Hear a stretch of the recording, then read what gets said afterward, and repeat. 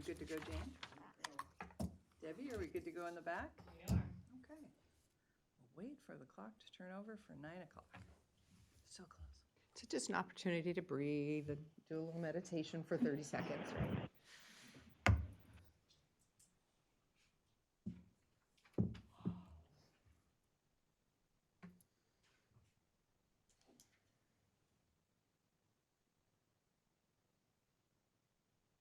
There we go. Well, good morning, everyone. Today is Wednesday, February 21st, 2024, and we'd like to welcome everyone to the board meeting.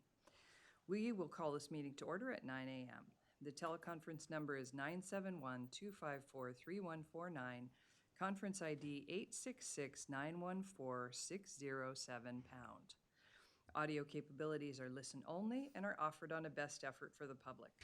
Our meeting is also live streamed, and you can join us online by going to our website or to tctvonline.com and click on live broadcasts.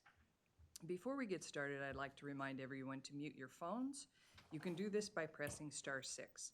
Please unmute your phone when your agenda item is ready to be discussed. For those joining via computer, please unmute your microphone and turn on your camera when your agenda item is called. All others must remain muted with your cameras turned off. Thank you. Public comment. Those intending to provide public comment to the board may attend in person or email submissions to the public comments email on our website. Public comments received by 12 p.m. on Tuesday will be distributed to the board, posted online before the meeting, and become part of the public record. You may also provide public comment virtually by registering ahead of time. To register, please email public comments by 12 p.m. on Tuesday prior to the board meeting. Public comments can also be mailed to the Board of Commissioners office at 201 Laurel Avenue, Tillamook, Oregon, 97141. For more information on public comment options, please visit the Board of Commissioners webpage. Do we have anyone signed up in the room, or has anyone registered online for public comment? No, neither. Okay, thank you. Well, we'll call this meeting to order, and I'd like to welcome everyone who's with us in the room. It's delightful to have people here in the room with us. We very often just have people joining us remotely, so it's exciting to have you here in the room. And we'll start this meeting with the Pledge of Allegiance.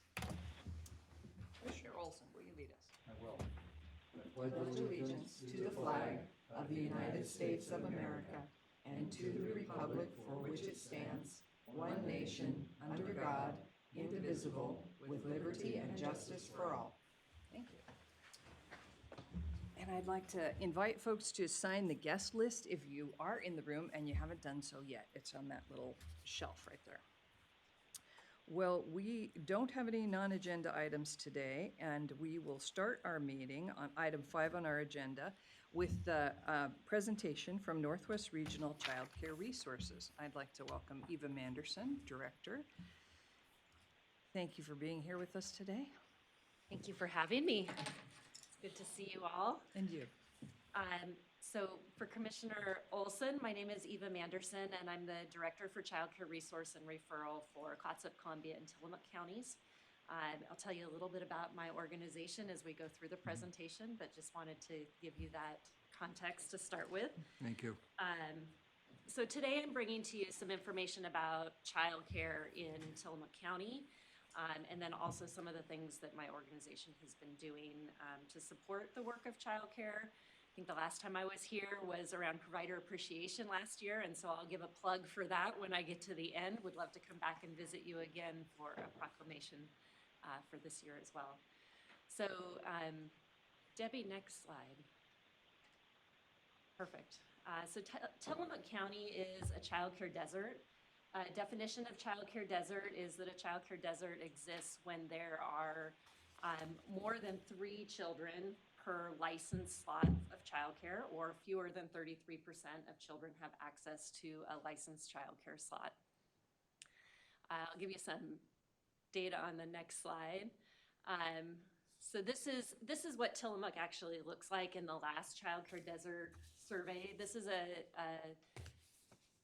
report that's put out by Oregon State University.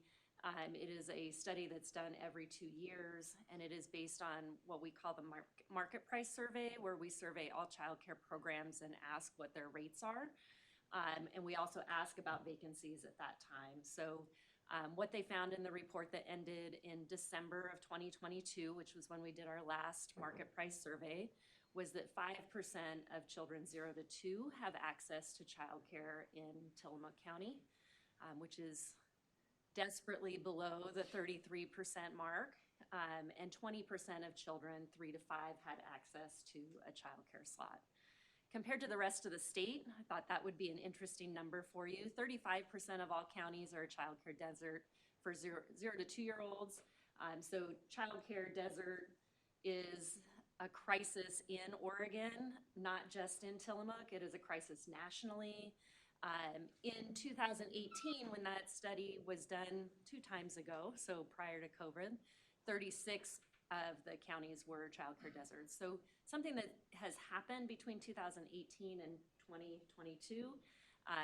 Clearly, COVID was a major hit to childcare, but as a result of COVID, there were investments made, ARPA investments and other investments made really with a eye towards expanding access. And I think that's why you start to see some of these numbers be different than they were in 2018. We definitely saw a drop in childcare and then that reinvestment where we've actually gotten, in some cases, a little bit better than where we were pre-COVID. 18 of the counties are childcare desert for 3 to 5-year-olds compared to 27 in 2018. So a big difference there as far as counties that are falling into that category. A little other information just for Tillamook specific. In 2022, we had a market price survey that ended right before COVID. They actually cut us off when COVID happened and said, well, we're done. We don't want numbers that are impacted by COVID. At that time, 4% of children had access that were 0 to 2 years old, so very similar to where we are now. Actually, we're a little bit better if we count a percentage as better. And 24% of 3 to 5-year-olds had access, so we haven't quite reached the levels that we were pre-COVID. In 2018, by comparison, 4% of 0 to 2-year-olds were in that had access. So again, we were still behind where we are now. And 21% of 3 to 5-year-olds had access. So we gained a little bit right before COVID. We lost. We had investment. And now we're on this upward mobility that we're trying to gain. Next slide, Debbie. So Tillamook childcare by the numbers. So I thought what would be interesting, this instead of looking at percentage, it's always interesting to look at number of programs. So the Child Care Resource and Referral Team maintains the Find Childcare Oregon database for Tillamook County. We do regular check-ins with programs. We ask how many vacancies they have. We update. This is the database that 211 Info or Find Childcare Oregon online gets referrals from. So we do the provider side of maintaining that data, and then that data allows for referrals out to families. A key point of this data is that any program that is licensed is required to be in the database. Any program that is exempt from licensing is not required to be in the database, although we try to give them all kinds of reasons why it's really important to be reflected in the numbers. Exempt programs are school district programs. They are exempt from licensing. Home providers who have 3 children or fewer are exempt from licensing. And preschool programs that operate for fewer than 4 hours a day are exempt from licensing. So to look at Tillamook numbers specifically, Debbie, next slide. There are 20 total active programs in the database for Tillamook County. When we break that down on the next slide, there are 3 registered family or certified family programs, and those are 2 different license types. So a registered family provider is smaller, usually 10 kids or fewer. A certified family provider is up to 16 children, and this is in a child care provider's home. A certified family provider, as you can well imagine, has a staff person. They don't have 16 kids by themselves, but a registered family provider might have up to 10 children by themselves. The next blue bar over is the certified centers. So these are centers like Tillamook Early Learning Center. they are licensed with the state, their spots are also counted in that percentage that factors into the Child Care Desert data. The next big blue bar is our exempt providers. So there are 9 exempt centers in Tillamook County. So your school district programs fit in here. That is 4 of the programs that are exempt. You've got a Parks and Rec program through the YMCA. That is an exempt program. Those are the types of programs that fit there. And then 4 exempt homes. So again, these are programs that are 3 kids or fewer. The little nuance of exempt care is that they can have their own kids plus 3 more kids, but if they become licensed, it's 3 kids including their kids. So you could, I do this often, this is a hazard of the job. I see a person walking down the street with 6 kids and I go, I don't know them. I don't know if they're licensed. And then I go, oh wait, but 3 of those kids might be theirs and 3 others might be others. So on the next slide, we can look at what this looks like across age groups. So 6 programs provide infant and toddler care. Again, that's the 0 to 2-year-old range. 14 programs provide preschool, which is the 3 to 5-year-old range, and then 6 offer school-age programs. What I might note there is those 3 home providers probably serve all 3 of those. So that's how those things get broken out. And the next slide. So some things that my team does to support the professionals. This is really our bread and butter of our work. The data is the interesting piece that we bring out to all of you, but the professionals are really interested in different things from us. So we offer different training opportunities. We help them advance their careers. We assist them with licensing if they want to become licensed. So talking to that exempt program and trying to get them licensed, we help them with that support. And we also help early educators that want to improve the quality of their programs. So, you know, struggling here, would really like somebody to come in and see me. My team will go in and do observations and help make suggestions for them and really look at the quality of the program and the environment that the kids are in. Next slide. This slide just shows a bunch of different things that we've got going on currently. So we just did a training series on combating gender stereotypes in infant and toddler programs. We have one that is really about well-being and workplace burnout for educators. We know that educators are really stressed right now. So how can we help you take care of you so you can take care of kids? And a variety of other things. We help them get their CDA, which is a child development accreditation. We are helping people go to college. There are a lot of college scholarships out there right now for early childhood education. And then on the not training, but other side of things, we help people with ERDC. So ERDC is employment-related daycare. This is the DHS support for families. We help them get all the things that they need to be able to receive state payment. We help them with grants. Currently, there's a grant out right now for expanding and starting up new programs. It was released on Monday.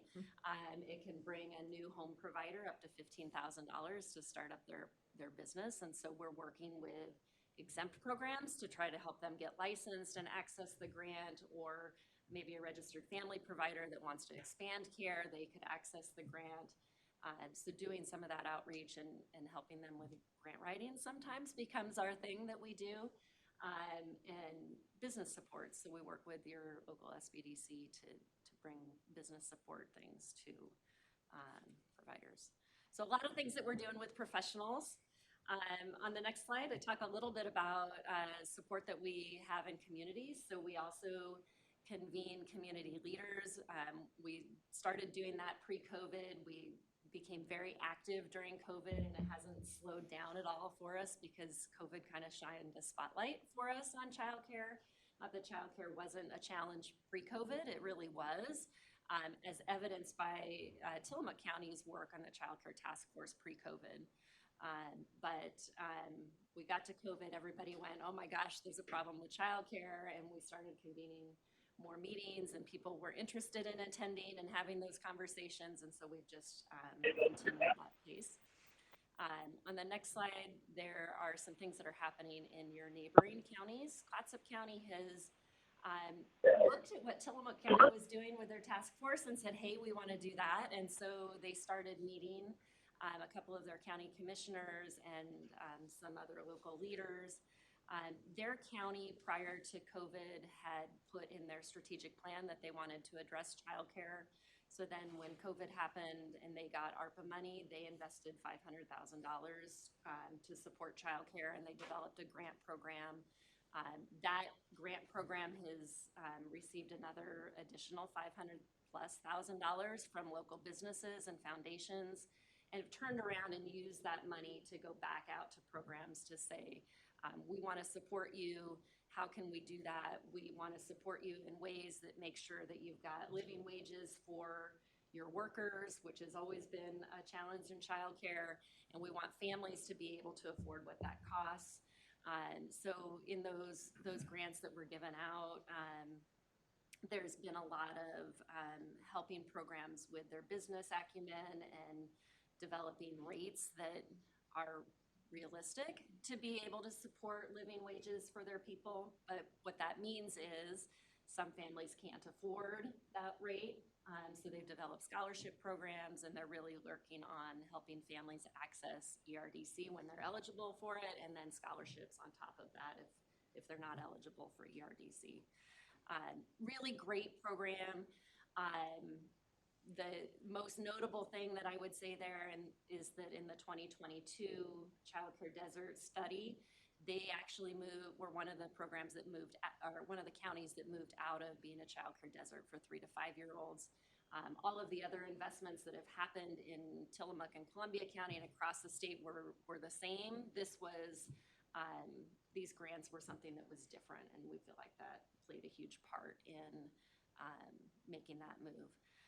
Columbia County also has a group. They're called the Columbia Child Care Collective instead of the advisory. I tend to get them mixed up at times and drive people crazy with that, but we live with so many different acronyms in early learning that I try not to do that to people. So they are working to emulate the Clatsop model.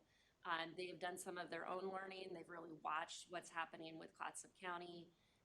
They've got a grant out right now to hire a program manager. This is some of what Clatsop County has done is they've got a program manager that manages this work. They also have done some work with employers, helping them to develop strategies to help their staff. And they've got cities instead of counties who are working to add childcare to their strategic plans. So just a little bit different twist, but still working on that. And then in Tillamook County, Tillamook Creamery Association is very interested in childcare, and so we've engaged in their conversations. It's been nice not to lead those conversations. I'm very thankful for the Creamery for doing that work and just staying connected to that and seeing where that goes. And I would end with just saying Provider Appreciation is coming up. This is a national recognition for childcare providers. It's intentionally held nationally the weekend of Mother's Day because we're looking at all the people that care for kids. It's also Teacher Appreciation Week, so a really important week, I think, for kids and families. May 10th is Provider Appreciation Day, so I would love to come back to you for a proclamation to proclaim that day for Tillamook County. We will be holding events on May 18th. We don't want to compete with Mother's Day, but we'll be holding some training events and hosting some lunch and some door prizes, and would love to welcome any of you that would like to attend as well. And with that, I would entertain any questions that you have for me. Thank you so much. Commissioners? Oh, sure. Thank you. Well, Eva, I appreciate you coming and giving this presentation. Eva and I were meeting and talking because when Commissioner Bartlein left, one of the things that I also stepped into was the Child Care Task Force. And so we met for, I think, the first year roughly of my commissioner life. And then we took a break because we really felt that we were working hard with one another as providers, but we needed to have some additional voices at the table. And we did some work, and TCCA has brought some additional voices to the table. There is a project and a process that is almost complete. It's like right there. In fact, I met with Paul Snyder from TCCA on Monday to get an update on that, and I expect that that report and process that they have been working on will be released shortly, because they brought together a group of businesses, essentially of larger businesses, to help look at what the task force had created as an initial product and look across the spectrum at what was being done in other places, and then to really create hopefully a strategy that can work for Tillamook County. So for everyone who says, is anything happening? It is, and it's almost ready to see the light of day. Often you have to just do some work to get ready to bring it out to the community. So that's coming very soon. But Eva, I appreciate your time and sharing with folks, because this is a huge topic of conversation. When we talk about out in the community, what are the crisis pieces that we're dealing with? Housing is there and childcare is there, because all of that relates to workforce, which really is, another piece of that large crisis. These are all tied together. So just knowing where we are, where the foundation is really important, as then we look at this project that will be coming forward to look at how do we move hopefully from desert status, as Clatsop has done, into the next level, which is called scarcity. So it lets you know that even when you move past desert status by having, more than the 33% of your slots, you're still not there. You move from there to scarcity, so there's a lot of work to be done, but I'm excited that this work is coming soon, and I appreciate you giving us the basis and the groundwork. So as we look at that work coming forward, we'll have something to start from and know what our hopes are for the future. Thank you. Mhm. Commissioner? Well, thank you, Madam Chair. I have a couple of questions, and thank you for coming. And I don't know too much about this. Can you tell me your source of funding and what's on your paycheck? Not how much. Just Absolutely. So a big portion of the Child Care Resource and Referral is funded through the CCDBG federal funding. yes, block grants. Yep. Yes. Yep. So we get funding from the feds, goes to Department of Early Learning and Care, and Department of Early Learning and Care contracts out to 15 child care resource and referrals across the state. This is national work. In some states, it is called something different, but mostly it's called Child Care Resource and Referral. And so there's that pass through the state. My backbone agency is Northwest Regional ESD. And so that money goes to the ESD, and then we are, my team is employed by the ESD to do this work. Thank you. What would you say, as an educated guest, how large is the underground service, meaning those who haven't bothered? I'm sure there are Great people. question. You must have been in my ear before I got here. Oh, not actually, but I have 3 kids, and years ago, I remember paying $75 a week for 3 children, which today would be unheard of, I'm sure. That was quite some time ago. But so I'm sure there are those who take them in without benefit of any sort of licensure or checking or safety measures. Do you have any estimate how large that is? I'm not sure that I would put a number on it, but I would tell you that I was in my office this morning at 8:15. One of my employees came up to me and she said, "Do you think that house across the street is doing childcare?" And she pointed at a different house than the one that I thought was doing childcare. So I think that's just maybe a little story of what I think is out there. We definitely see people seeking childcare on Facebook groups. The startling thing to me there is sometimes the posts are, "Hey, I need somebody to watch my kids tomorrow," and somebody replies, and that's where the kids go. And there is no regulation around that. That's not to say that exempt programs couldn't be quality programs. I do think there are quality programs out there, but it just would be really nice to know that kids are going to spaces where we know adults have been background checked and there's at least some set of eyes on that program.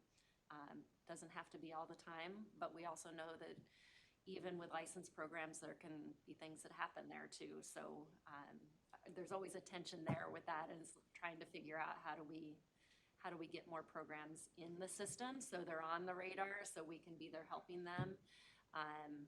One of the other stories related to that is we often hear exempt programs say it's so hard to become licensed, and my team's job is to make that easy for them. So any training that they're required to do to become licensed comes to them for free from our team. We help them connect with licensing, we help them set up their spaces, we help them put together a business plan. And the costs associated really are pretty minimal. Are sprinkler systems required? I've heard that, the reason I asked. That was some fun in the legislative session last year, and no, unless they're opening a new center that's a larger Like center. beyond their home. Right, Okay. right. Just one or two more. I can remember having been in business for a number of years in Tillamook County when we had employees actually bring their child to work because they could not find childcare. So I appreciate the dilemma that they face. And one final, just kind of an anecdotal here, my wife and I have been going to the same dentist for many, many years, and one of our hygienist individuals said she had 2 children, and she basically was working for free. In other words, and this was in the Beaverton, Tualatin area in Portland. But those 2 children, whatever she was paying, consumed her entire salary, which is probably pretty good, well into not 6 figures, but, a living wage. And she said she wanted to remain at her profession and keep up with what was going on. And so their family had made the choice to put the youngsters in there and pay her entire salary, basically, so that she could keep working. And so I thought, is it really that expensive that you can pay $60,000 or $75,000 a year for 2 children? And evidently it is. It is. So, It is. wow. In a past life, I was the director at Tillamook Early Learning Center, and I had 3 children there. And regularly, my take home after I paid for my childcare was $200 a month. Wow. And that was even after juggling, hey, it's nap time. I'm going to take them home so I don't have to pay for nap time, and doing some of those things. I think the real challenge is that we want those educators and those teachers and those childcare professionals to also make a living wage. And so when you spread that out over however many children, it does become expensive. And so the thing that I've started to say is there is a real cost to childcare, and either parents pay it or the childcare provider pays it by not getting enough wage. Or there's a division, or there's some investment that helps to make both of those things really happen. And it's a broken system that needs investment and needs some fixes. Well, thank you. It's very, very informative, and I would look forward to your returning here and coming before this commission anytime you want. Thank you. Thank you very much. Thank you so much for your presentation. I appreciate it. I appreciate the opportunity to raise the issue, to raise awareness about childcare and about childcare as a desert in Tillamook County. I think it's an issue that can go under the radar, because if it doesn't directly impact them, if they don't have kids who need childcare, they're not thinking about it. But Commissioner Scar talked about this a little bit, the impacts are so much broader than just people with young children. It impacts the workforce. I think a lot of people are aware that there's a shortage in the workforce, and this is part of that. It really is. If people can't find safe, quality care for their children, then they'll stay home with them because they don't have an option. So, we need those parents in the workforce. And I'm, of course, happy for people who can stay home and it works out for their family, et cetera. But we need parents in the workforce. And very often it's moms, but not exclusively. We need parents in the workforce. And so it impacts all of us that way. It also impacts our ability to retain or attract or retain young families. So for our whole community to be vital and sustainable, we need young people who want to live here, want to stay here, or want to go to college and come back here, want to raise their families here. We need young people for our community to be healthy. And if there's no childcare, then it's very hard for young people to live here. And I have a story about that. When I worked at the hospital, there was a young healthcare provider who became a mom this was a young professional couple, fabulous, everybody loved them, and they had a baby and they couldn't work out childcare. And they tried for over a year, maybe a year and a half. They tried and tried and tried, and they couldn't work out childcare, and they ended up moving to the metro area where, they could have gotten jobs anywhere, but they wanted to live here. So it was significant loss to our community. It was a loss in terms of healthcare providers. It was a loss in every possible way. And they had to leave because they couldn't work out childcare. So it impacts us in a broad sense in ways that I think just, generally walking around in our daily lives, we don't think about if we don't have kids. So I'm really grateful for the conversation and grateful for your work in the field. And thank you very much for coming and talking to us about it. Yeah, thank you. Thank you. Thank you, Eva. Okay, we will move on to item 6 in our agenda and invite Judge Trevino to come up, please. This is consideration of a grant, State of Oregon Criminal Justice Commission Grant Agreement, SCP-23-53 for the Specialty Court Grant Program. With us, we have the Honorable Mari Trevino, Tillamook County Circuit Court Judge. Good morning. Good morning, Chair. Thank you for having me. I think last time I was here was asking you to apply for a grant for Family Treatment Court, and I kind of went through at that point what Family Treatment Court is. And we did receive approximately $25,000 from the Criminal Justice Commission for our grant. That amount includes about $20,000 for a clinician from Tillamook Family Counseling, which is primarily what we asked for.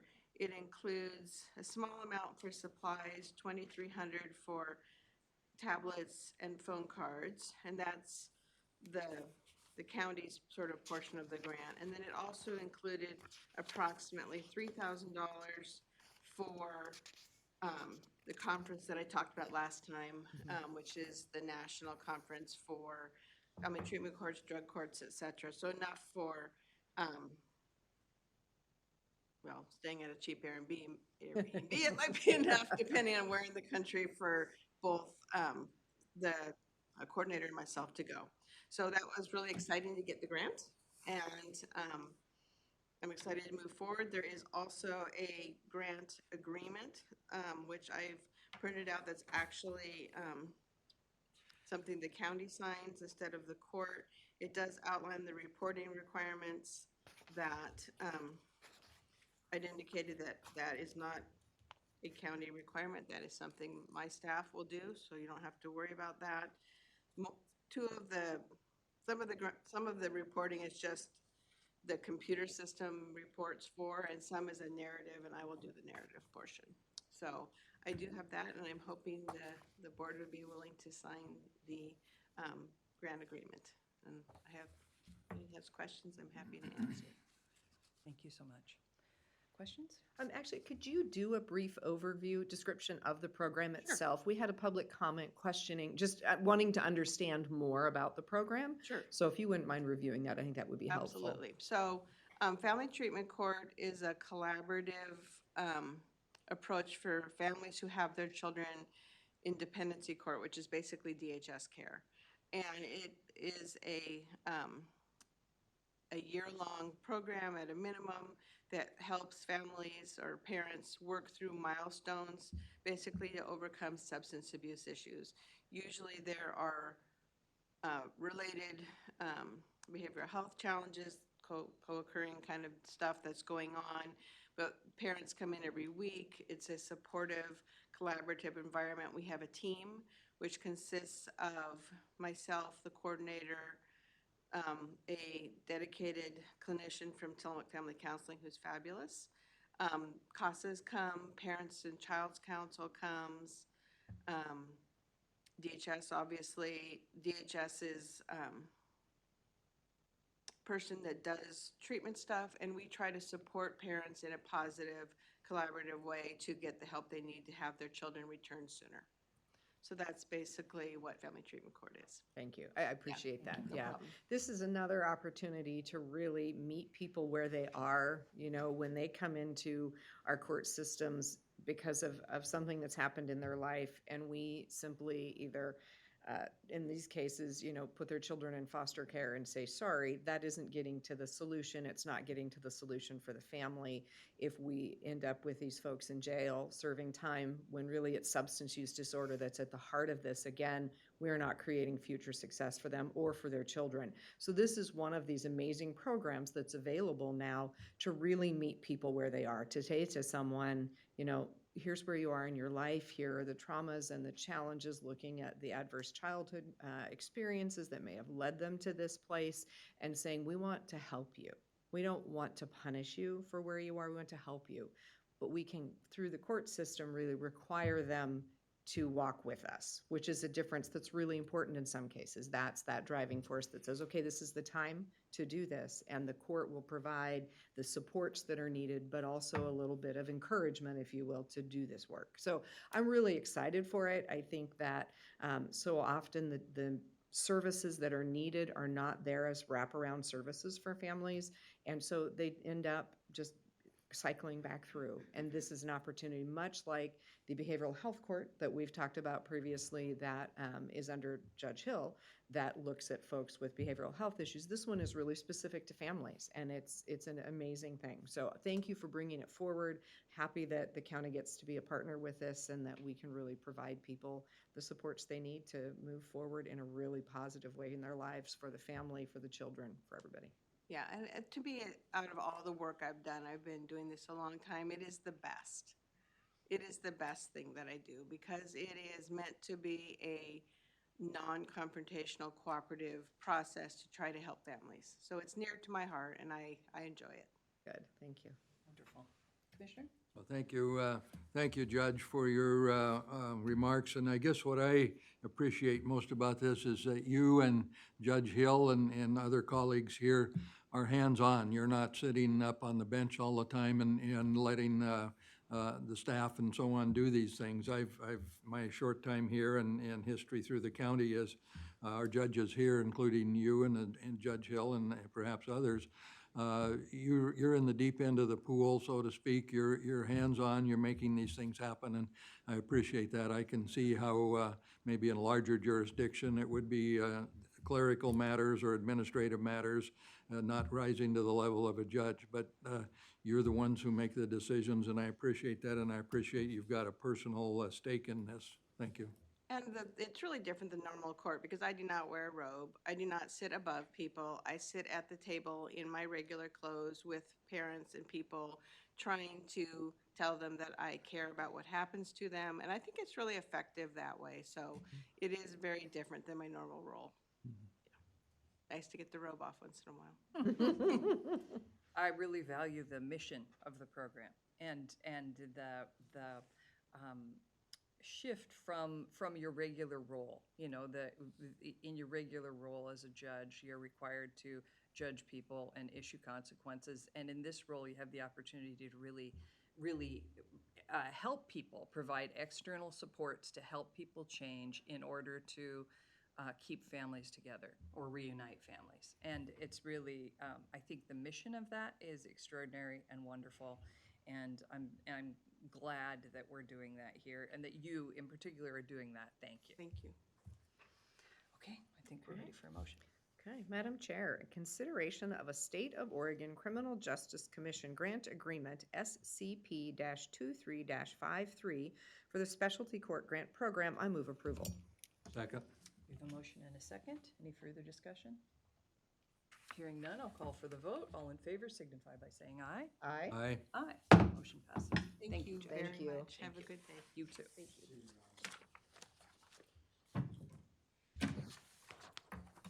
Okay, we'll move on to item 7, which is consideration of a 2024 to 2025 intergovernmental agreement number 026023 for the financing of community mental health, addiction treatment, recovery and prevention, and problem gambling services. Do we have Frank Hanna-Williams with us remotely? Good morning, Commissioners. Good morning. This is Good morning. This is Frank Hannah Williams, Director, Tillamook Family Counseling Center. And this is, as it says, the consideration of this intergovernmental agreement. This is the primary agreement between with the Oregon Health Authority and Tillamook County, and for the financing of services to the agency for this period of time. This particular intergovernmental agreement covers the period from January 24 to June 30th of 25. The financing year has sort of been all over the place for the last period of time, but it is now moving back to what was the old biennial agreement. So it will be reset to that period of time. So we're talking about an 18-month intergovernmental agreement here. This is the IGA that brings funds from the State General Fund, mental health block grants for needed services through the Oregon Health Authority to the entity that you are contracting with, which is Tillamook Family Counseling Center. It covers for the financing of a range of services that support the areas that are outlined here: mental health, community mental health, addiction treatment and recovery and prevention, problem gambling services, crisis intervention services to adults, teens, and youth, services that allow us to do collaboration with corrections and provide crisis supports. This amount of dollars, when combined with other sources, Oregon Health Plan, which is Medicaid, Medicare, other health insurances, the amount of dollars that people pay with their own health insurance or may pay with their own dollars through our sliding scale. All of those combined with the amount of dollars that come through this intergovernmental agreement contributes to us being able to, number one, provide the services, and also to be able to pay for the staff to provide them. So this is a piece of a total package. I just wanted to mention that. For this 18-month period, this amount of dollars totals to it's close to $3 million, and it's right around 3.1. I was doing a quick addition of the figures this morning, and it's right around that amount. So again, this is a large intergovernmental agreement, the beginning of a period of 18 months, and I ask your approval. Thank you, Frank. Commissioners, you have questions for Frank? Thank you. No, I have none. I believe it's been adequately explained, and I appreciate what his organization does. It sort of makes Tillamook County a complete community. Without something like this, we'd have a pretty big hole to fill. So I'm good. Thank you. Thank you. Yeah, thank you, Frank. I appreciate that. I think it's always a good time to remind the community that the county Board of Commissioners are the mental health authority technically for the county. These funds technically come to the county, and if you look across the state of Oregon, you will find that some counties have their own departments that utilize these funds and provide these services. In Tillamook County, we subcontract to Tillamook Family Counseling for these services. So it is under our authority and under our responsibility that these services are provided, as we are the mental health authority. So I think that's always an important piece to remind people, because you will look across the state and see a variety of different models. We're very fortunate to have Tillamook Family Counseling with us. The other thing, I don't know, Frank, how much this has increased over the last 3 years since I've been here, but there definitely at the state level has been an understanding and awareness that continues to grow around the need for behavioral health services and what's been added to your department. I believe the 24-hour crisis, as an example, has been added in the last 3 years. I think there are a number of different things because the state is becoming aware. So it's a good thing, more funds are flowing. It is a challenging thing because the workforce for behavioral health is very hard to come by. But I know Tillamook Family Counseling has been working really hard to add staff. So there's some challenges in it. But Frank, has this amount grown? Am I thinking of that correctly in the last few years? Everything's grown. And everything's grown. The challenges have grown, and yes, it has grown. And in fact, and I think that in some respects there are some things that the Oregon Health Authority used to fund in relation to some services which are not as much as they have, which are a little bit different, and that is that there is a bit more that is being picked up by the Oregon Health Plan. So there's been a little bit of change in relation to that. But I think that it's a bit more focused this time, a little more focused on what especially is the attempt to make sure that we are being able to do crisis intervention in the community, and that has been that is an additional and a specialized focus this particular 18 months. It creates some challenges. Some of those challenges are staffing, but I think that in answer to your question, it has increased, and I think that in another time, the staffing challenges were not as much. So it's on one hand, we have a few more resources to work with, but a few more challenges to work around. So, yeah. Yeah, thank you, Frank. I appreciate that. There's a new director at the Oregon Health Authority that is just getting started, so I think we're all curious to see where that goes and see if that changes any of the aspects of the relationship between the Oregon Health Authority and the counties, particularly some of the terms of the contract, which have been a bit contentious over the last year. So lots yet to come, but I think a reminder that we are part of a larger system. The state can designate the funding, but they can't do anything about services that comes to us as the county, and in our case, a subcontract. So crucial stuff. Thank you. Well, thank you, and appreciate the opportunity to serve, and I thank you very much for your support. Thank you, Frank. I also am grateful for Tillamook Family Counseling services in our community, and I was just looking at the list of things that I read into the record under this item number, and thinking about how important these things are in our community mental health, addiction treatment, recovery and prevention, problem gambling services, and as you both mentioned, the crisis intervention services. Those things and the ability to treat them and respond to them directly impacts the quality of life in our community, and in all kinds of ways, including the family treatment court that Judge Dorino was just talking to us about. So the ability of families to recover and get better and move on with their lives. So thank you for the work you do, and I'm pleased that we have you as a partner.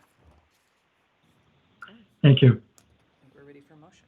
So, Madam Chair, in consideration of a 2024-2025 intergovernmental agreement number 026023 for the financing of community mental health, addiction treatment, recovery and prevention, and problem gambling services, I move approval.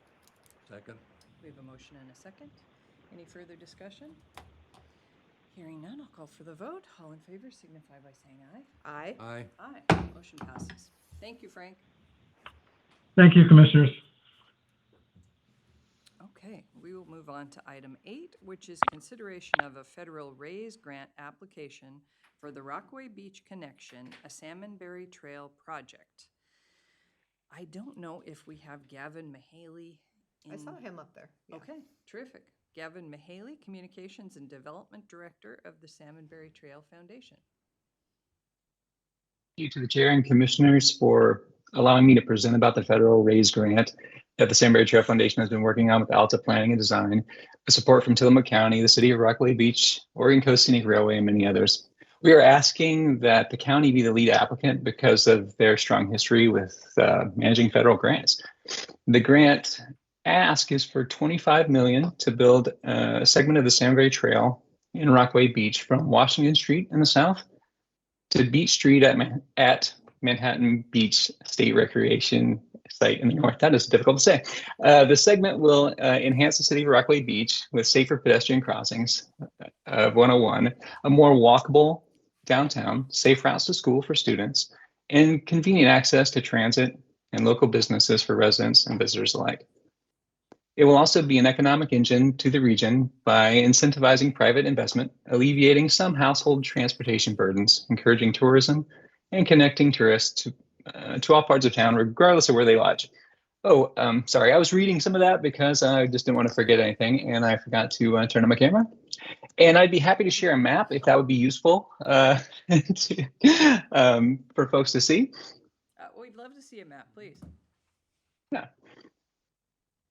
And forgive me, sometimes I'm very bad with Teams.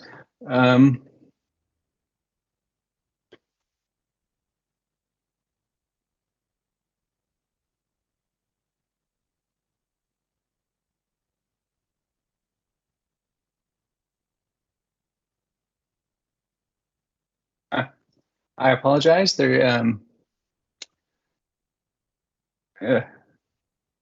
seems to be a security issue with my computer not allowing me to show the map without leaving and coming back. But I'm happy to do that if we have a second. Debbie, do you have a suggestion? He could send it to me and I could share it if he wants to email it to me quickly. Would you? Oh, it seems to have forgiven me. It's allowing. Here we go.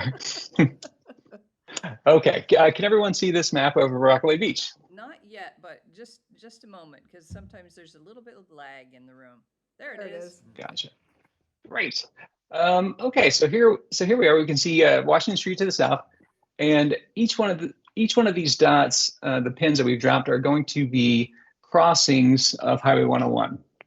That and the yellow line is the existing right-of-way, where we plan to widen the rail berm, but keeping it in the existing right-of-way footprint. So as to keep everything nice and tidy. And we'll just go with a little walkthrough here. And so we can see that there's many more crossings that happen downtown, which connects the south end and the north end easily to the shops and businesses downtown, while also providing everyone a way to get down to the big tree and also getting up to Manhattan Beach. And we have also with us here is Mike Sellinger from Alta, who recently did or just finishing up the cost benefit analysis on the whole project. And the numbers he shared with me yesterday are really quite stunning. So I will leave this and let Mike have share some of that with you. Great, thank you. Thanks, Gavin. Thank you, commissioners. Yeah. My name is Mike Sellinger. I'm a transportation planner with Alta Planning and Design. Been working with the Salmon Berry Trail Foundation on the benefit cost analysis for this project. This is a key part of these RAISE grant applications. They're a competitive grant, and the federal government really wants to fund some of the most beneficial projects to communities across a number of different benefit categories. Just a quick snapshot of some of the results we found.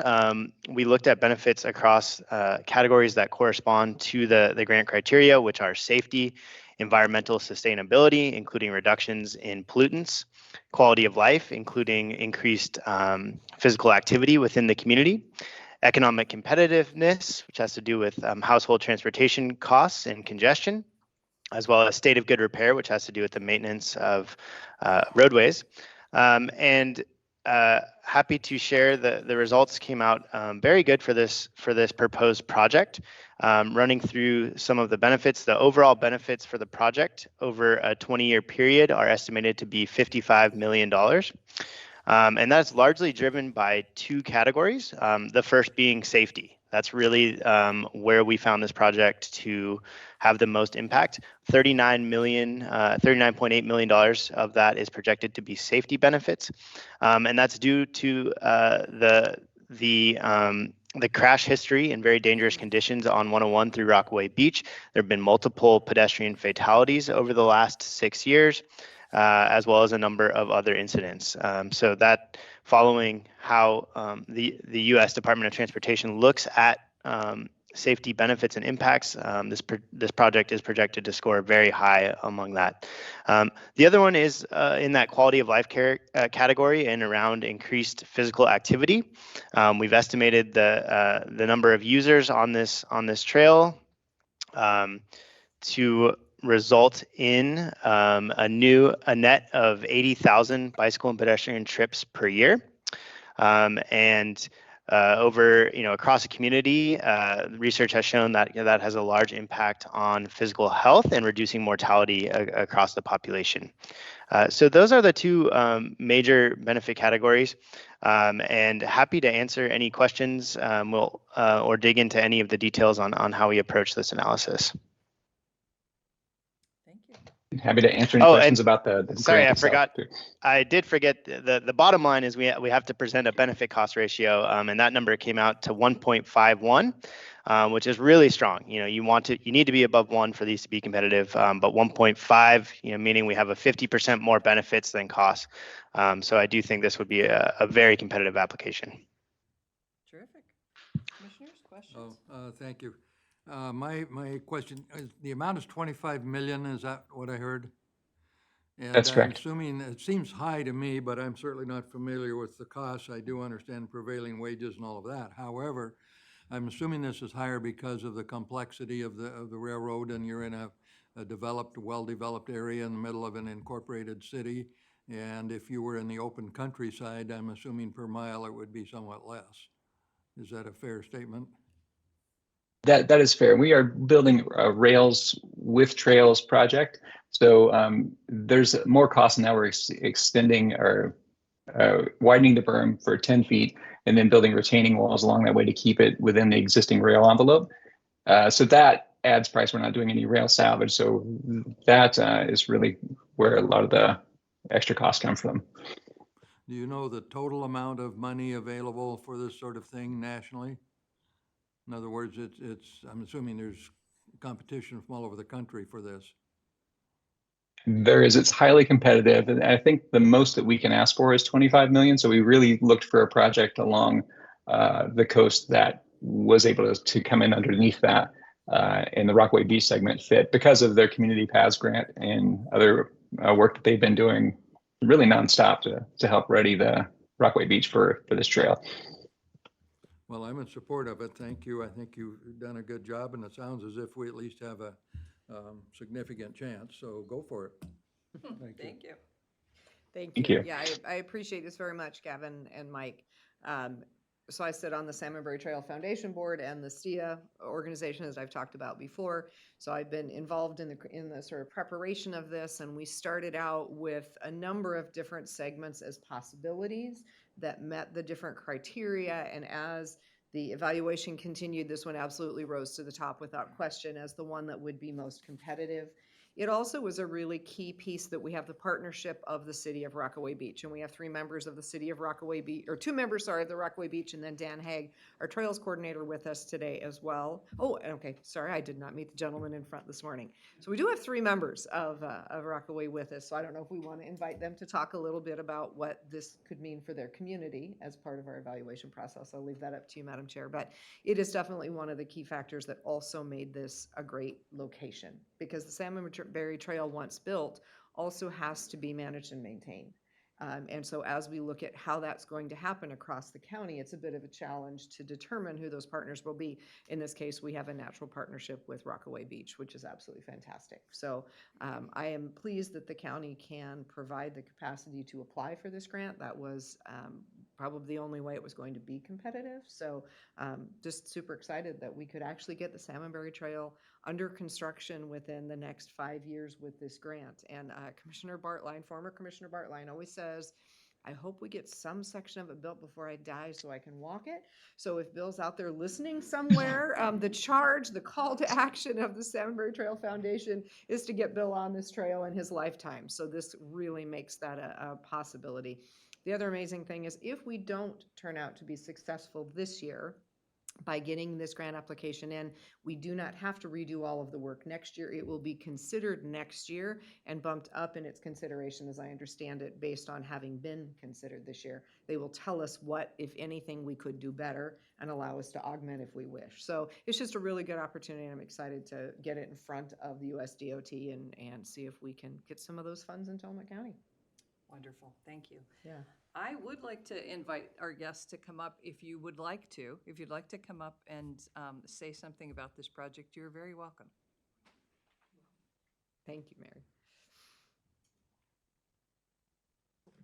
Please When introduce I sent- yourself. I'm Mary McGinnis, and I'm a city councilor in Rockaway Beach. And when I sent the email inviting other people to come to the meeting, I said, all we have to do is sit there and smile.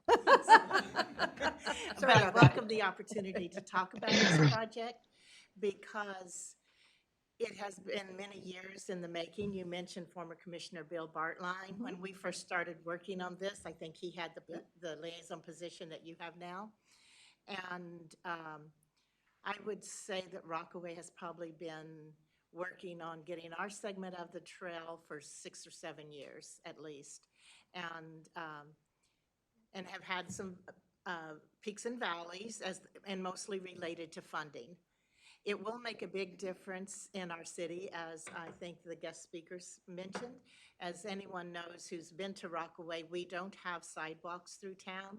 And when he mentioned Manhattan Beach, just for clarification, that is across the Highway 101 from our middle school and high school. So this will be the first time that children going to school who live in Rockaway will be able to actually walk to school without walking on the right-of-way side by side 101. And that's a big factor. We also are looking at economic benefits, bringing more businesses to our, more customers to our downtown businesses and helping them thrive in the off-season more, you know, when people can't get on the beach. And then also, I guess, I will just end with that we're also excited to be part of the whole Connected Trail. It will be very nice someday to have people ride from Wheeler or Bay City into Rockaway on their bikes and just connect our whole economy in the area. And I'll be glad to answer questions if you have any. Thank you. Do we have any questions? No, I think she covered it quite well, and the material is there, and I haven't been to Rockaway since last night. And it was a pretty ugly night, I must say, pouring down rain and all, but anything that can be done, and your remarks about the youngsters being able to get to school more safely, that's important. Thank you. Yeah, just thank you, Mary. I appreciate you all being here, and just I'm excited for what can come. I'm grateful to you, No. yes, for coming too, and thanks for coming up and talking to us. I think it's so important, and it is exciting to be at this point. And I loved the points that were made earlier about safety, safety in the community, because Rockaway Beach is a destination, and especially in tourist season, it's so densely packed with people who are walking along 101 and they're crossing 101, and it really is unsafe. And so from the safety perspective, but also from the livability perspective of everyone who lives there being able to use that trail is really exciting to me. And I was thinking about in my own story. I don't live in Rockaway Beach, but I raised my son here in Tillamook County, and there wasn't any reasonably safe place for him to ride a bike. Right. And so at all. So, just the idea that in our lifetimes, maybe even in the next 10 years, there could be a stretch of trail that's safe for local children to ride bikes on is thrilling to me. So I think this is really great. And I'd like to mention that we got a lot of public comment in support of this application. So it broadly, people are supportive of this application. So thank you for being here. Thank you. And thank you, Gavin and Mike, for presenting. Appreciate your work. Thank you. If there's nothing else, commissioners, I think we're ready for a motion. Okay. Madam Chair, in consideration of a federal raised grant application for the Rockaway Beach Connection, a Salmonberry Trail project, I move approval. Second? We have a motion and a second. Any further discussion? Hearing none, I'll call for the vote. All in favor signify by saying aye. Aye. Aye. Motion passes. Thank you. Thank you very much. Thank you. Thanks to our visitors. All right, moving on to item 9, I will invite Cammie and John up to the front for item 9, which is consideration of an order in the matter of a notice of intent to award a contract for the Tillamook Tillamook County Fairgrounds Electrical Services Upgrade Project. So welcome. Good morning. Thank you for having us. Please introduce yourself for the Yes. record. Camby Von Sagern, Tillamook County Fair Director. And John Abel with Cornerstone Management Group. Wonderful. So we are here today, actually John is here today, to give you information on just another piece of our West Power project that we have finally started. Really excited that this is moving forward, and this is, again, just one small piece that we need to facilitate the continuation. So I'll let John explain. Thanks, Cammie. So we went out and hired PA Engineering to design this project. Like Cammie said, it's a phase project, and this first phase is to really redo how the power comes into the fairgrounds. There's a lot of overhead lines now, which on Faraday and that sort of thing is unsafe. So we worked with PA Engineering to get them hired and design this. We took it out to bid, and on January 10th, we advertised it in the Daily Journal of Commerce. We had pretty good bid interest on this job. One nice thing is right now, there's a lot of contractors looking for work. So we ended up, touring quite a few people on the project, and we received bids and got 3 bids on the project.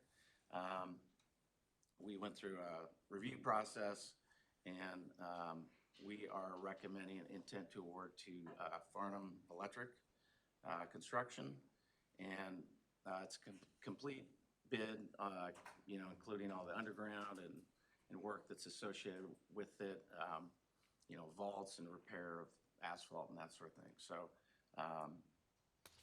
I think, we'd take any questions about that that you might have, but we felt like it was a good competitive bid process, and recommend intent to award. Thank you. Cammie, I wonder if I can call on you to just talk a little bit more about what it will accomplish? Sure. Thank you. Yeah, absolutely. So again, this process has been kind of long in coming. We worked with Tillamook PUD. They gave us an overview of where all of our lines are, both underground, both above, what it would do. We're bringing in a new 3-phase power because currently the fairgrounds is completely maxed out with everything that we have, not just during fair time, but if we wanted to host any large event, we're very limited on what we can do in specific areas. So the West Power project, we divided it into sections. This is basically our phase 1, and this is phase 1A. What this will do is, like John had mentioned, it will take out all of our overhead power lines near our 4-H dormitory and that front section along 3rd Street, which are very dangerous. We have a lot of vendors that are there. We had a near accident several years ago during fair time because something actually touched one of the power lines. So PUD is very excited to help us with this project to get those taken care of. It will also help isolate, I would say, kind of a mismatch of where the lines are and the distribution of the power. So there's a lot of heavy loads in one area and not so much in another. So this will clean up all of those aspects by placing, that's why we had the electrical engineer, placing I guess you would say the sub-power stations around the grounds on the west side so that we're accessing the power in an appropriate manner, and it's cleaner, it's facilitated in a direct line. We'll be bringing power from near TBCC. That power will extend down that paved drive up into the west side. We'll have several vaults placed, one for future, which will cross our track, which is in our courtyard area, one for current, which will be just before you enter the fenced area of the fairgrounds. In addition, it will clean up lines to our 4-H dormitory, the tennis courts, the dairy barn, livestock barn, and the riding pavilion. So this will be able to distribute power to each of those collectively so that we can hopefully, it will also include expansion of the pavilion when that comes to fruition, and just give us adequate power throughout the west side. Thank you. Yeah. Commissioners? Thank you. Well, thank you very much for this presentation, and I will say for the record, I'm the liaison now to the Tillamook County Fair. I know Commissioner Bell had done that in the past, and our Fair Board, I'll just make a comment on them. Our director, Cammie, it's sort of like herding cats, and she's very good at it. It's probably the most enthusiastic, engaged board I've ever seen. They want to do this and that. They have, it's a working board if there ever was one. And I've seen the master plan now, and this is an integral part. And having been on the PUD board for a number of years, it was always a concern of all the wires hanging around and maybe underpowered and the power not in the right place and the transformers were maxed out and all those things. And so I think this is a really good step forward.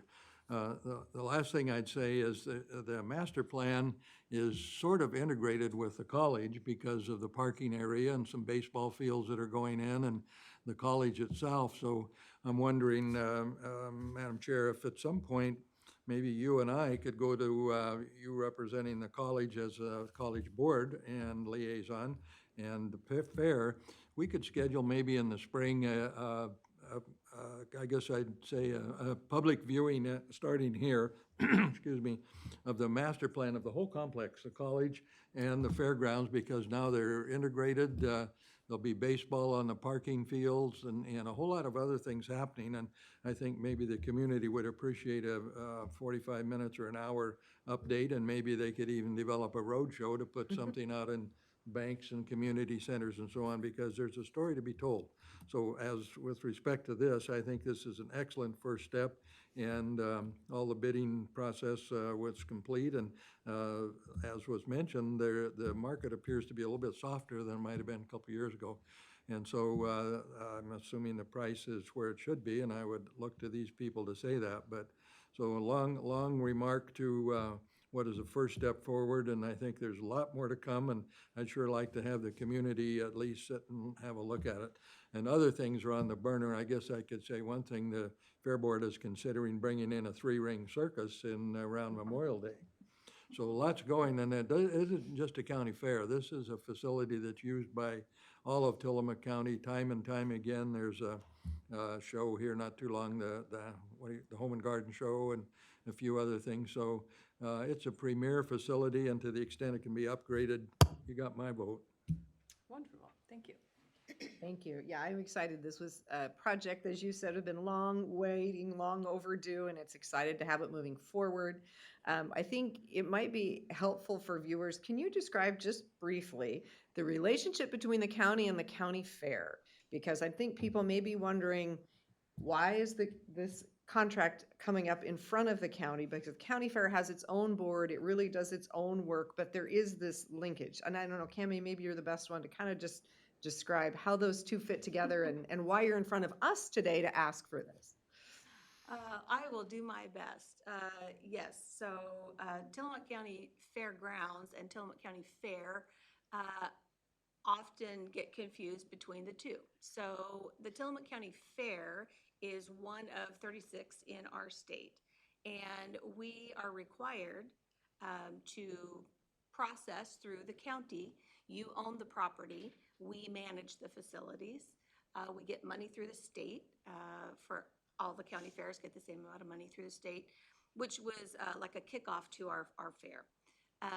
Then we, I guess we rent, we manage all of the fairgrounds properties, and that is how we acquire our income.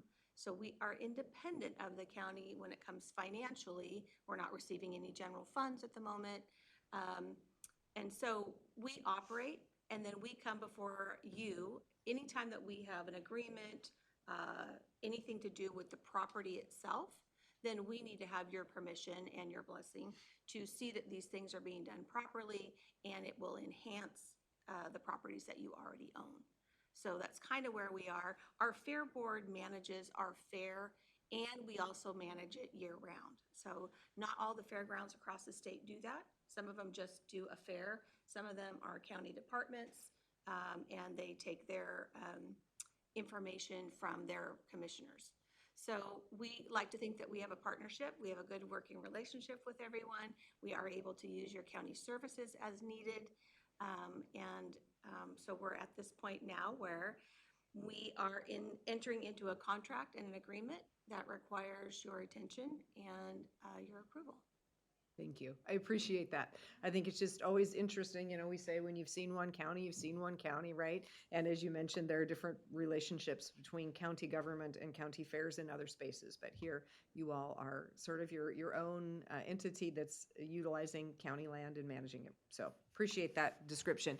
And I'm in support. I think there are TLT funds that are part of this project. We've done some TLT funding, I know, over the last few years for you. Is that correct, that some of these are TLT funds?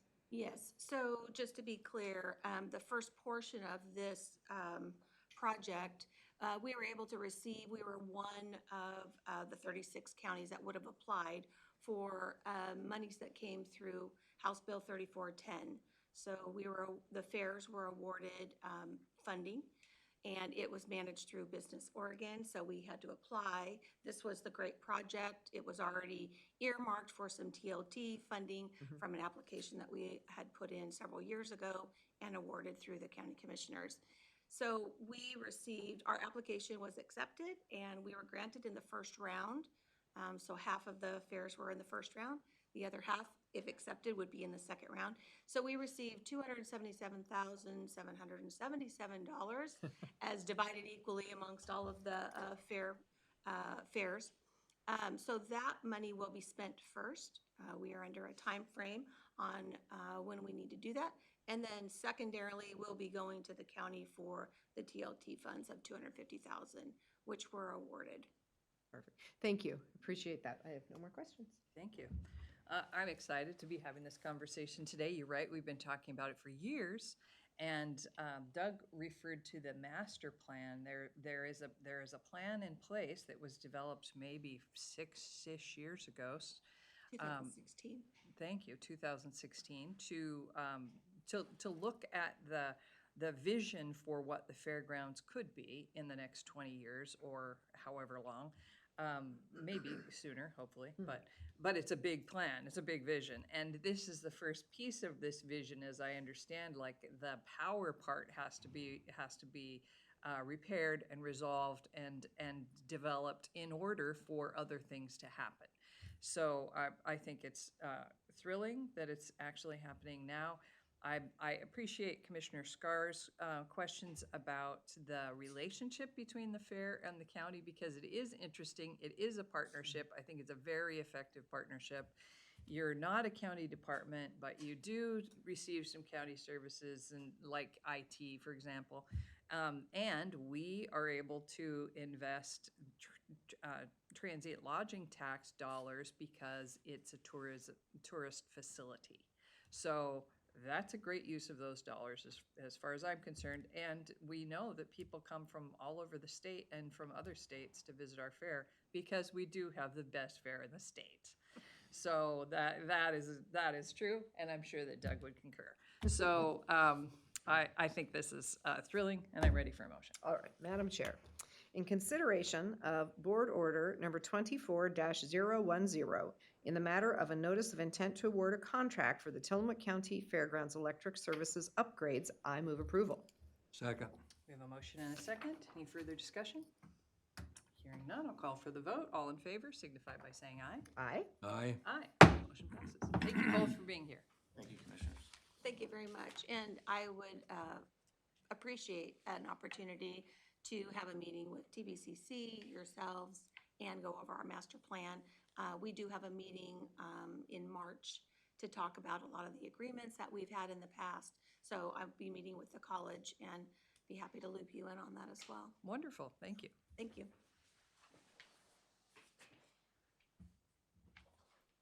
Okay, item 10 and 11, I have, so I'm going to read them both and talk about them both, but then we'll need to vote on them one at a time. So 10 is consideration of a contract for goods with Northside Ford Truck Sales, Inc. for the Parks Department vehicle purchase of a 2023 Ford F-250. And 11 is consideration of a contract for goods with Tillamook Motor Company, Inc. for the Parks Department vehicle purchase of a 2023 Ford F-150. So as some folks know, I am the interim director of parks, and I'm happy to carry this, and I'm happy we're getting some new vehicles. I feel like I could do a little jig right now, but I won't. I had heard that for a number of years that the parks vehicles were in a sorry state of disrepair, and that is absolutely true. I can attest to that. And part of the issue has been that several F-150s, this is one of 3 that is coming to us, several F-50s and a dump truck were ordered years ago, literally years ago. And the supply chain was so slow and stuck that it has taken over 2 years for these vehicles to finally be coming. And in the meantime, we discovered that we have a need for an F-250, and Northside Ford Truck Sales happens to have one on their lot that fit our bill. And so, and we had the money in there's been money sitting in the parks budget for vehicles for years, literally, for when vehicles would become available. So we talked to the treasurer, she said, yeah, you got the money in there for that. And it's on the lot, so we have a contract for it. So I am very happy that we are going to have some new vehicles on parks. I mean, it is laughable.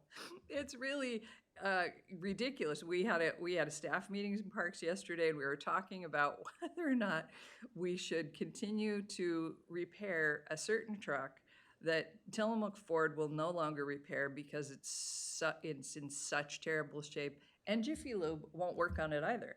And so they're still using it, and they're taking care of it themselves, the park staff. And one of them cracked a joke to me yesterday and said, "This is the truck that you put oil in and you check the gas." Because it's that bad. So, and there are a number of vehicles that are actually that bad. So this is, and also there's a graveyard of vehicles that finally just gave up the ghost. So this is a new beginning for parks with new vehicles. And so I'm super excited that it's happening. Questions? No, it's definitely needed. I remember when I first became a commissioner and went out and did the tour of parks and got to take a ride with parks employees around some of the facilities in one of these vehicles. And yes, they're unfortunate. And I know that the oil change place draws the line at a certain age, and I will say my classic car, which I have at home, is one of those they won't work on. So I know that the age of this vehicle probably goes way, way back. So no, I am absolutely in support. Thank you. Well, thank you. I've been around this stuff for a long time, and sometimes people accuse government of buying the latest and greatest, and I would say you're wrong. There are many, many cases where you drive things until they quit. And it's not just a matter of safety like it would be with law enforcement. It's a matter of economics and productivity and so on. And I can attest to the supply chain issues when I was on the PUD board to get the trucks that you see around the communities, any community with the big booms. Those were like 3 to 3.5 years out, if you can believe that. And I think pickups were not much better. And I know some of the other organizations that have literally had similar products on order for 18 months, 24 months, and maybe the market is changing. So if there's an opportunity to get it and bring back something that we can use, and this is not a 2 or 3 year investment. I'm guessing that future boards will be talking about replacing these in 10 or 15 years. Likely. So absolutely buy it and get it done and get ready for summer. Thank you. I'd also like to thank Tillamook County Public Works for helping us procure the F-250. They've been super helpful while I've been doing the role of interim, and as have other departments, been very, very helpful and supportive. Perfect. I think we're ready. Okay, we will take these one at a time. Madam Chair, in consideration of a contract for goods with Northside Ford Truck Sales, Inc. for the Parks Department vehicle purchase 2023 Ford F-250, I move approval. Second. We have a motion and a second. Any further discussion? Hearing none, I'll call for the vote. All in favor signify by saying aye. Aye. Motion passes. Thank you. Madam Chair, in consideration of a contract for goods with Tillamook Motor Company, Inc. for the Parks Department vehicle purchase 2023 Ford F-150, I move approval. Second. Motion and a second. All in favor signify by saying aye. Aye. Aye. Aye. Motion passes. Thank you. Okay, item 12 is consideration of a letter to the Bureau of Land Management regarding Tillamook County request for cooperating agency status. Commissioner Scar. Thank you. So we talked about this previously in a board briefing. We are part of the Association of ONC Counties, which was related to federal timberlands that exist in Tillamook County. And those timberlands no longer bring us a huge amount of harvest, but they are still here. We are still a part of that process. So the Association of ONC Counties is taking the lead for all of the ONC counties across the state of Oregon, is an intervener in the work relating to the update of the forest management practices for these federal lands. So BLM is opening up that process, and the counties are asking to be interveners. But in doing so, rather than having all of the counties that have federal lands sitting at the table, this would, the Association of ONC Counties would serve as our representative in that process. So this is the official letter that I had let you all know would be coming to give them that voice for us. So I ask the approval for Tillamook County to be represented in that way at the table. Thank you. Just for our listeners, can you tell us what ONC is? I can. It's the Oregon and California Railway. So interestingly enough, and there's a huge history on this. If you're interested, I encourage you to hit the internet and find out. But the federal government had lands that they had for the Oregon-California Railroad that was being built. And once the railroad was built, there were leftover lands that did not get utilized. And so those lands were given to the counties, to the counties to manage.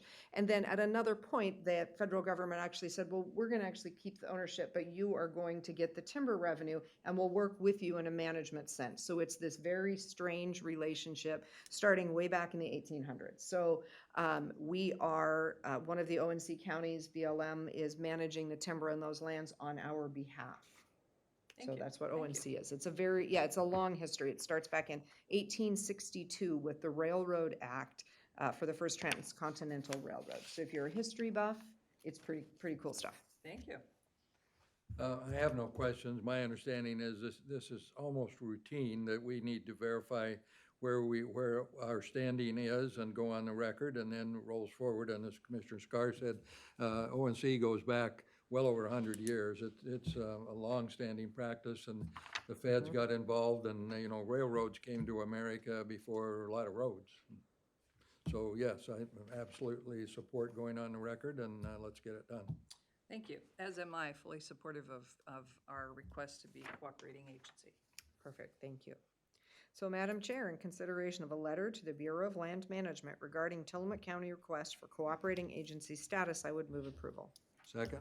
We have a motion and a second. Any further discussion?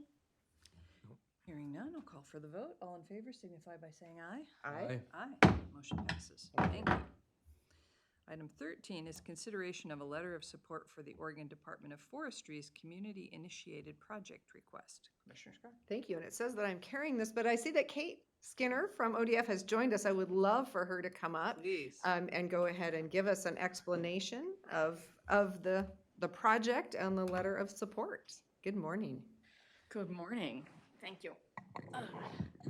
For the record, yes, I'm Kate Skinner, Tillamook District Forester for the Department of Forestry. And in an awkward moment, while I'm sitting in the back of the room, I was messaged that a letter of support is not required, but we would like one. Oh, so, so this application has gone to the governor's office this morning, I guess.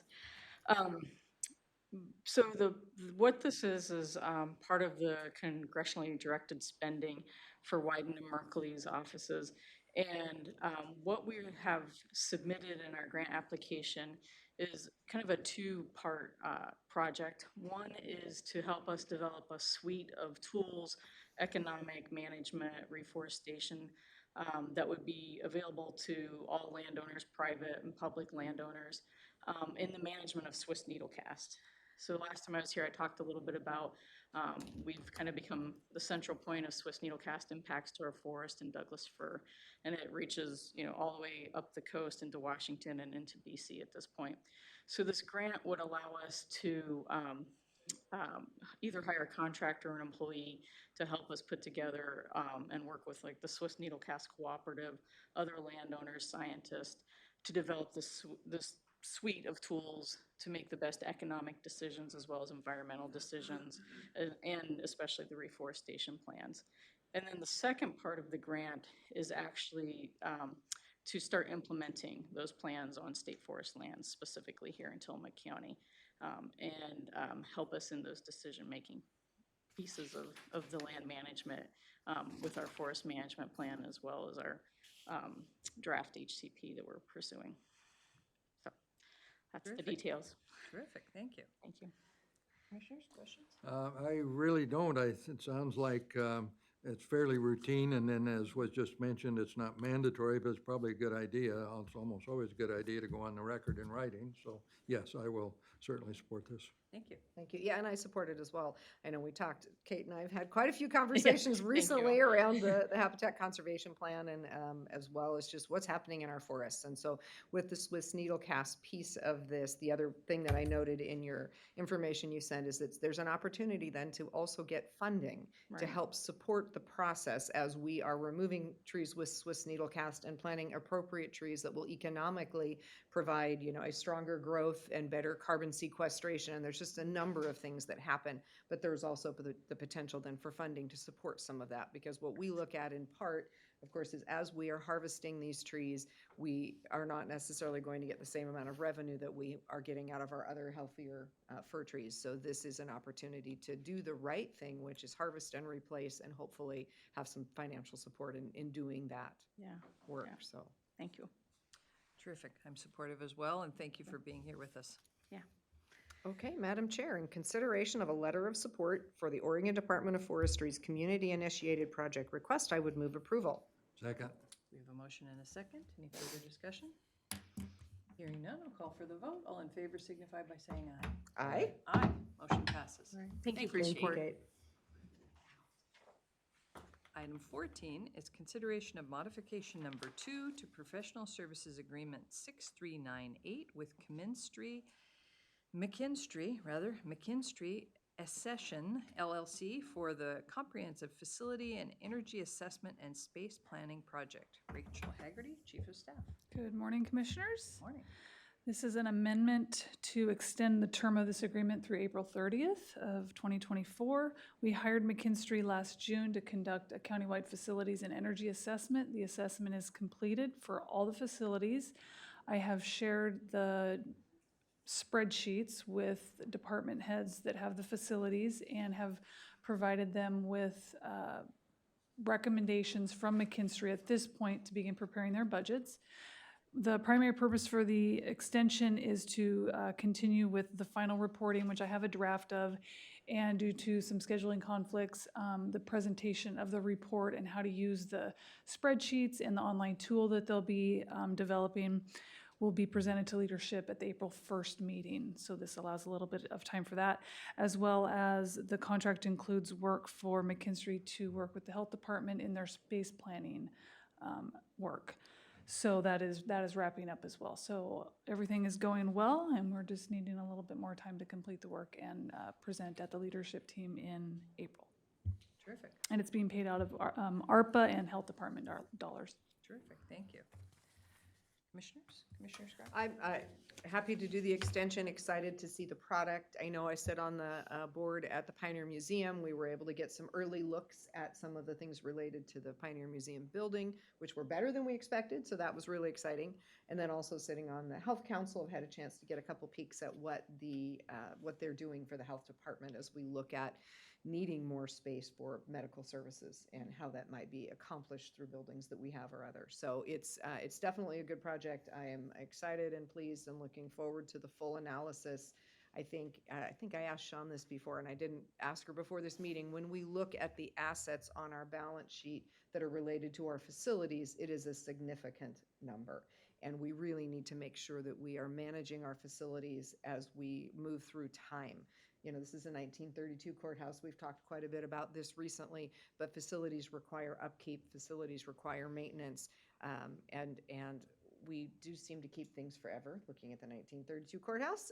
And if that's going to be the case for us, we have to take good care. So I'm excited to see the rest of our facilities, their condition, and what we need to do to be good stewards of the Commonwealth. Right? These are buildings and things owned essentially by the public, and it's our job to make sure they're well cared for and that their life cycle is long and useful. Thank you. Commissioner? Thank you. My only comment is I'm familiar with McKinstry and their group. They've been around a long time. They know what they're doing. They're good people. And also the price of energy, when you look at a life cycle of a building, the energy component is a significant amount of what it costs to own a building and operate a building. So to the extent we're looking at savings and things that could be redone, or maybe some things are just fine, this is fairly routine, moving it out a little bit. And I'm sure that Rachel will keep the pressure on them to get it done. And so I'm good with that and full support. So let's get it done. Terrific. I'm excited to see all the reports also. I received the report for Parks yesterday, but I haven't had a chance to dig into it yet. So I'll be interested to hear what they have to say about our Parks office building that used to be a picnic shelter and then got framed in. Brace yourself for the numbers that are requiring maintenance, if you haven't opened the file yet. I have not opened the Okay. file yet, but I won't be surprised. Yeah, thank you. So I think this is great work, and I'm eager to get going with it and happy to extend it. Perfect. Madam Chair, in consideration of modification number 2 to professional services agreement number 6398 with McKinstry Accession LLC for the comprehensive facility and energy assessment and space planning project, I move approval. Second. We have a motion and a second. Any further discussion? Hearing none, I'll call for the vote. All in favor signify by saying aye. Aye. Aye. Motion passes. Okay, and item 15 is consideration of a U.S. Senate fiscal year 2025 congressionally directed spending request for the Kiwanda Corridor Project intersection at Cape Kiwanda Drive, Pacific Avenue, and Sunset Drive. Again, Rachel Haggerty, Chief of Staff. You just approved a support letter for Oregon Department of Forestry's request. This is the county's request to the same process. So this is an earmark or appropriation through the Senate for a specific funding account, the Highway Infrastructure Program under the Transportation, Housing, and Urban Development Subcommittee. So we are requesting $3.645 million to fund the design, permitting, and construction of the intersection at Cape Kiwanda Drive and Pacific Avenue and Sunset Avenue in Pacific City. This is the second phase, or the second strategy that the board has elected to proceed with as part of the Kiwanda Corridor Project. You approved the Kiwanda Corridor Project concept plan in 2022. We are proceeding with the construction of the Cape Kiwanda parking lot that is underway and wrapping up this summer, as you're well aware. And the group has agreed that the next phase that we'd like to proceed is at the intersection there by the Jensen property. And so the limitation is funding at this point. We have put a lot of TLT funding into the Cape Kiwanda parking lot, and we don't want to do that again because we have other projects that we need to fund. And so while there may be a small portion of TLT funding or the day use fees going toward other elements, we can't be putting millions of dollars into those at this point. So we're hoping that we can get this funded through this program. I have allocated $100,000 if it's awarded from day use fees, which would come in the coming years. As you know, this process takes a long time to get through. So we're still a couple of years out in needing that, which we would have the funding for. So this is ready for your consideration. We applied last year and it wasn't funded. This is the only project that fits any funding account that we are prepared to submit at this time. There are other funding accounts that we have projects that fit, but we've already applied and received funding for, and so there's just lots of strings and sideboards that restrict us being able to continue to apply for funding. So we do have one, and we're gonna go for it. And it's due February 25th, and this is on the Senate side. We have no guidance yet for the House side, so we may apply for this on the House side or have other opportunities to apply for earmarks on the House side when it becomes available, probably later this spring. Terrific, thank you. Commissioners, any questions or comments? Well, my comments, I've been through that intersection a couple of thousand times, I guess, over the years, and it is one of the most poorly designed, unusual. It's a T intersection there at Cape Coanda Drive. You come, if you're going south, you either turn right on Pacific Avenue and run into a sand dune, or you turn left and you cross a bridge. And the people coming from the east, crossing the bridge, it's a free right turn, but then you have to stop and go forward. And I've seen other designs. I think there was a roundabout design maybe 10, 12 years ago, some group, and then there's been others. There's been accidents there. I don't know if there's ever been a fatal accident, but likely there has. And it's just one of the more confusing. You're overwhelmed with signs, and it's very easy to tell the people who are not living there because they all come to a complete stop. They have no idea what to do next. And it's a giant blockade when the traffic is heavy in the summer, not to mention the safety issues. And there's also a giant transformer there for our electrical service that'll have to be relocated. It needs attention. If ever there was an intersection in Tillamook County that needs work, this would be it. So obviously you got my support on that, and I hope it goes through and it's part of a much bigger project. But it's one of those things where the signage could be improved, and we may end up with a signal, who knows? But what's there now is not sustainable in my judgment, so thank you. Thank you. Yeah, I agree. This is a great opportunity to put forward a congressionally directed spending project. Interestingly, when I was in DC and we were talking about these sorts of things, part of the challenge in getting that money, as I understand it, is that we just keep funding our government with continuing resolutions rather than approving a full budget.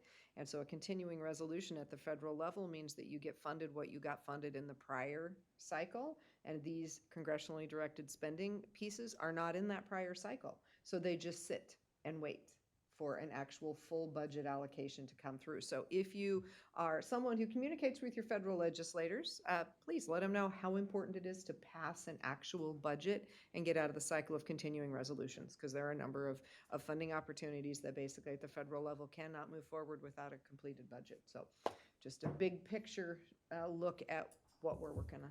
But thank you, Rachel, for putting this together and doing the work to figure out what qualifies and what doesn't, and all of the pieces that go into this very sort of fast-paced process. Yeah, thank you. Thanks for your work. I fully support the project. I concur that it's much needed, and we still receive questions about why does the Board of County Commissioners invest so much in Pacific City? So we'll just keep answering the question, because Pacific City is not a city, which makes it confusing because it seems like it would be. But it's not a city, and so the county is responsible for Pacific City for the roads and public amenities. And so that's why. That's why we continue to invest in Pacific City. And so I'm fully supportive, and I'm ready for a motion. Okay, Madam Chair, in consideration of a U.S. Senate fiscal year 2025 congressionally directed spending request for the Kiwanda Corridor Project intersection at Cape Coanda Drive, Pacific Avenue, and Sunset Drive, I move approval. Second? We have a motion and a second. Any further discussion? Hearing none, I'll call for the vote. All in favor signify by saying aye. Aye. Aye. Aye. Motion passes. Well, good luck to us. I hope we get that. Good luck to us. The only thing that Senators Murphy and Wyden can champion for. Right. It's interesting, yeah, Well, yeah. and it's because we've received 2 years of broadband, correct? I think that's one of the exciting pieces is the last, we've received 1 year or 2 year? 1 year. We've received 2 years of broadband, Right. but that is through, that's the House side. Okay, So all we have received on the Senate side, since I've been doing this, is the COPS funding, the COPS, that's an acronym, funding for the radio project, gotcha. 2 years ago, yeah. Yeah, so we can apply for that hopefully again next year because you have to have a break, I think, right, between, maybe, hopefully? We're already past that, and we're not supposed to apply. Oh, Yeah. okay, Yeah. darn it. I know. So talk to your federal legislators as well about opening up that criteria a bit. Yeah, it is interesting that the criteria is so specific that we have a list of projects we'd like to fund, but this is the only project that fit all of those criteria. So that's why this is the Yeah. only one. So we'll keep our fingers crossed for that. My fellow commissioners, board concerns? Not today, thank you. No, nothing. When we have a work session again, or maybe a week from today, we can talk about a few other things, but this would not be the right venue. Thank you. Okay, all right. We'll move into announcements. There is no board briefing today. However, the commissioners will attend a work session with the Committee on Vision, Mission, and Values Wednesday, February 21st, 2024 at 2 p.m. today. The work session will be held in the Board of Commissioners Meeting Room 106 at 201 Laurel Avenue, Tillamook. The teleconference number is 971-254-3149. Conference ID 469-778-911#. The commissioners will attend a Tillamook Lightwave meeting on Tuesday, February 27th, 2024 at 9:30 a.m. The teleconference number is 253-215-6782, conference ID 899-5732-9678#. And that meeting information can be found on our website. So with that, if we have nothing else, this meeting is adjourned at 10:45 a.m. All right. So the Lightwave meeting, are we all going to that? What's up with the Lightwave meeting next week? Well, the college, as you probably know, is ready to take the next step, I think. And I'm actually meeting with them tomorrow with Dr. Gerald and a couple other people, and so we'll see where that goes. The